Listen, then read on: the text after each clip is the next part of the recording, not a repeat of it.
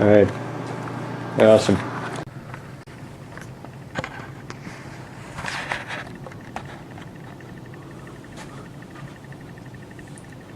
Now, I'm sure most of you here know about laws in our government system.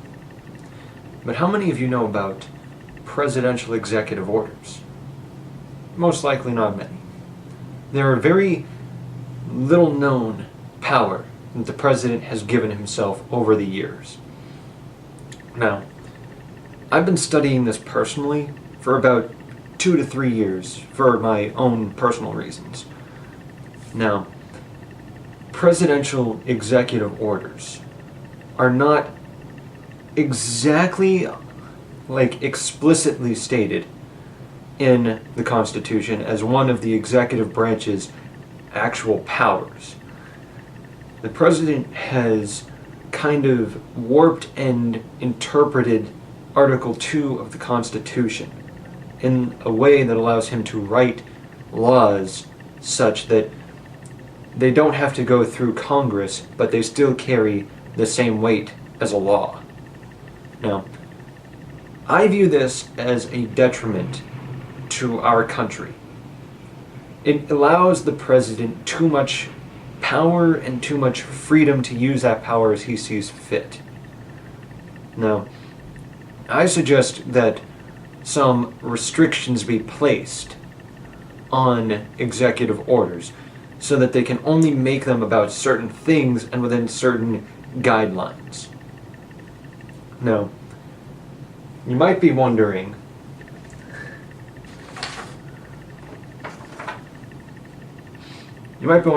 how exactly are presidential executive orders bad? The idea of them is not. Now, the original intent was to help understand actual laws, to help amend laws so that we can get better protection and be better served by our government. Now, that idea is good in and of itself. However,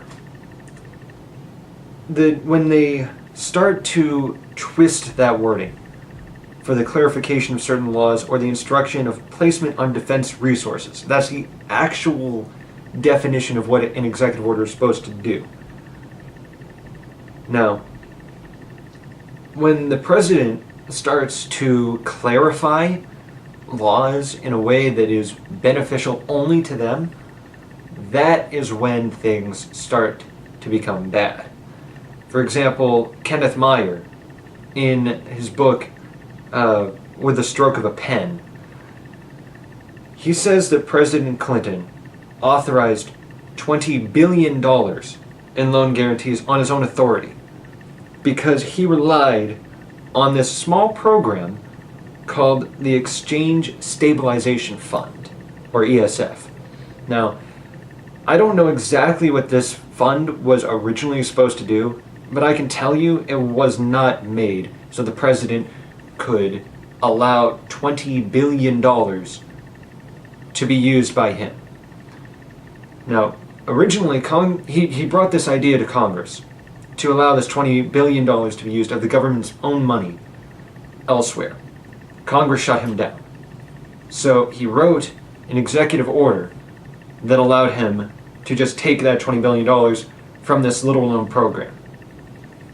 Now, Chad Thompson, in presidential signing statements, says that at the forefront of growing separation of powers controversy is the use of various executive orders and presidential directives. Now, that idea says that there are 3 different branches of the government: the executive, legislative, and judicial. Now, legislative branch is meant to have explicit and exclusive control over laws. They are the only ones who are supposed to pass laws, look at laws, and ultimately decide whether it's constitutional or not. It's the judicial branch that upholds these laws within society. Now, the executive branch is not meant to interfere with laws. However, because of executive orders, they do.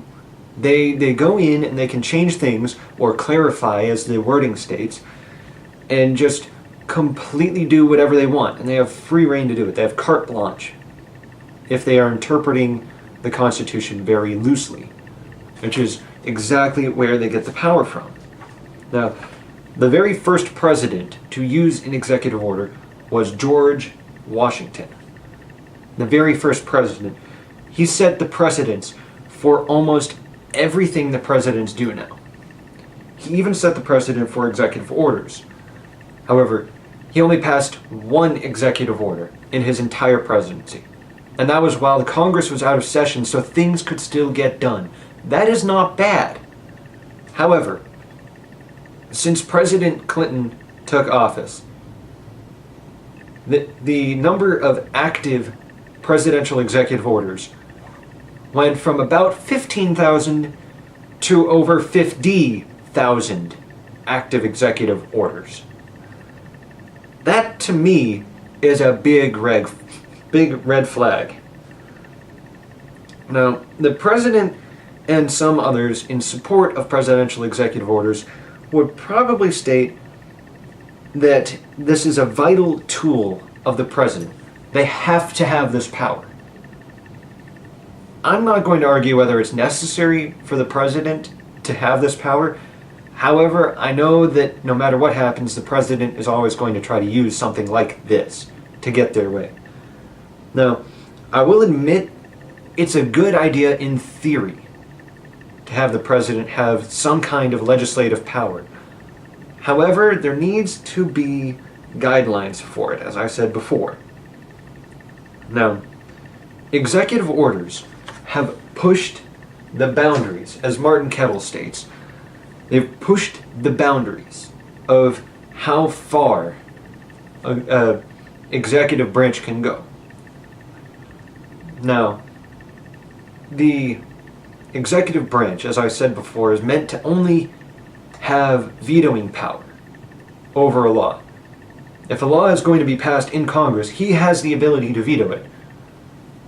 Now, the Congress is meant to have vetoing capabilities over executive orders as well. However, the president has a tendency to go behind Congress's back and just pass a law himself. When I said that there were 50,000 that are active, that's 50,000 that are known. There is a countless number that is unknown. Countless, obviously, because we don't know if they're active or not. We don't know where they are, where they do not exist, what they have jurisdiction over. So, my proposal, my idea to solve this issue is that the American people rise up and protest against this. If the American people were to rise up with one voice and say to the president and to the government as a whole, stop doing this. Do not go and take away our liberties and our privacy, because it's wrong, morally and by the Constitution. That is not acceptable to us. Now, the reform within government that I think needs to happen is that the Congress needs to put strict guidelines on what the president can write executive orders about. Maybe certain kinds of laws, maybe a certain day that he can do this, I don't know.